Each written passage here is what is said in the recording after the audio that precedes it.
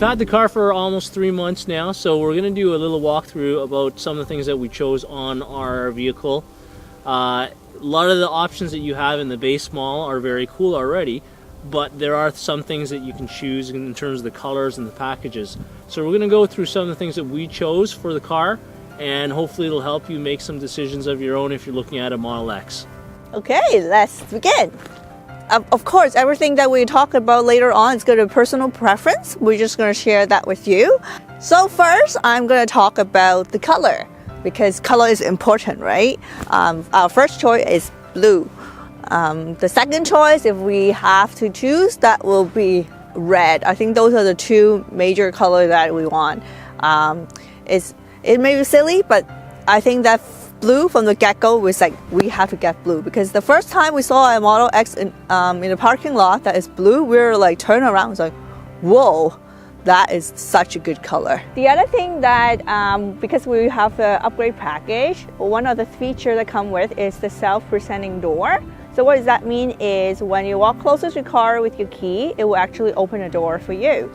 This is actually one thing that Andrew really wants. I thought it's silly, but actually after I got it, I like it a lot. I feel like I got a royal service every single time I walk close to the car. The other benefit of having the self-presenting doors is that you can open your door as well for your passenger on the other side, which is very cool.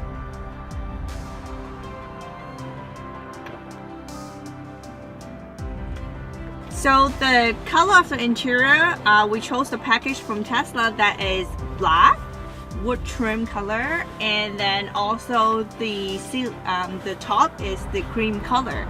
The big reason why for me I think that if the top is a light color like cream color, is actually when you sit into the car, it look like the car is taller, like more room at the top. For me, of course, with my height, I need that. But the option I actually wanted was actually the white interior with the black headliner instead, but that kind of got vetoed pretty quickly. But I don't want white because it would drive me crazy. Even though online we did a lot of research that a lot of people said that it's actually quite easy to clean, but still, life is stressful with two kids. I don't want them to spill something, or actually it's Andrew who spills something, I'll yell at him and so on. I actually don't eat in the car very much. It's mostly Ada who eats in the car, so she's the one actually dropping food on the floor. The other option that we chose is a must, is the configuration of the seat. So Model X come with a 5, 7, and 6 seater. So for 6, you can move the car seat back and forth easily. So one touch, and then the car seat, the car will actually move. So it's very easy to go to the back. The only one thing about the 6 that I wish is, I always heard that Model X or S, technically you can go camping with it. So the only downside I think for the for the 6-seater is you cannot easily go camping, because the middle row don't collapse, like fold down all the way. Maybe, but I think that I'm gonna go try it one time in the future. Also, I found that actually 6 is better than 7. Is I sat in the 7-seater.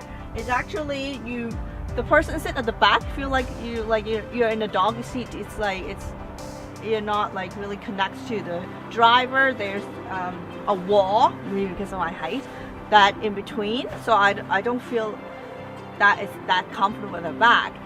So the other advantage of having the 6-seater versus the 5 or the 7-seater is, in order to get to the back of the seats, it's actually very, very easy to do so.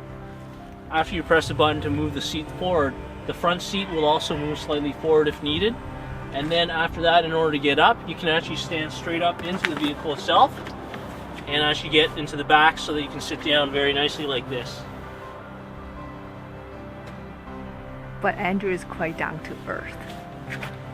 So for 6-seater, there's actually another option, which you can order with the console in the middle or without, like this. So we're debating on it quite a bit at the beginning, because they are the same price. Normally for me, if you it's the same price, why not get extra thing, right? But the downside is for the console, you cannot remove it, so it's always stuck there. And the space that they provide, the storage space that they provide is very limited. Even for me, more down-to-earth person, we want some leg room too. So for here, you actually have quite a bit of leg room. Quite a bit of leg room for me. So in the future, we want to put some storage space for the kids to put toys in the middle, but if we don't want to, we can remove it. So we like the flexibility about that. So one of the disadvantages of having the 6-seater, however, is because you don't have a bench here at all, things at the very back can roll through the front if you don't have anything blocking it. That's one of the things that we really wanted in here, is to have some kind of way to block it. I've seen other people put silly boxes in front of it. A cargo net would probably be the best, but if you had the 5 or the 7-seater, then you actually don't have that problem at all. And I think as well with the console, with it being a little higher, it actually will block things from falling into the front seats. One of the other benefits of having the 6-seater is because you can see all the way to the very front of the vehicle, you have a very nice view of both the top and the bottom, and then you can also carry on conversations with people in the front. What do you want to talk about? The other feature that comes with the premium package that I really like, which Andrew really wanted at the beginning and I again against that, is the sound system upgrade. Actually, Tesla was very nice enough that they put 2 cars side by side, and one with a premium upgrade and one without, and Andrew played his music. Of course, I did not hear it different, and then he said that nope, it has to be, I hear it. He said that he heard it different, and then so we got it at the end. And actually, I have to say, I really like the sound system. Play family affair.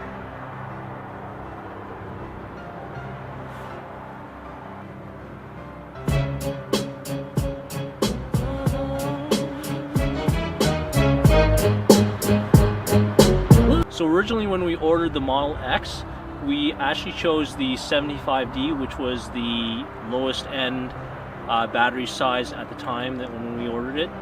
But eventually we thought about it a bit more, and because of the road trips and the things we wanted to do with it, we felt more comfortable with getting the 100D, even though the price package was actually increased about $20,000 on top. So even though it's a big upgrade for the Model X for my what I believe, however, I'm really happy with the choice that we make to jump to the 100D, just because I don't have to worry about when we drive on the road that to Toronto or a long trip, that we actually can always drive this car to go somewhere that we want. And the other thing as well that I mentioned before is because of the cold weather, the battery efficiency drops quite a bit in the wintertime, so we're still losing maybe about 40%, even sometimes 50% of the battery, just because it's cold and it's not running efficiently at the time. And we didn't warm up the battery, and we don't have to worry about like you have to make sure you warm up the battery before you drive, because we know that even though we don't, sometimes we don't do that and it's still okay. Hopefully this video is going to help you build your dream car for the Model X. Understand that we don't cover all the other options that is available. The option that we cover is just some of the features that we really like. So totally understand that all the options is going to add up to the price. It really depends on your budget and also what you want. This is what we chose for our Model X, and hopefully it will help you to build your own dream car. Leave us a comment below and tell us what would you like to choose if you are building your Model X.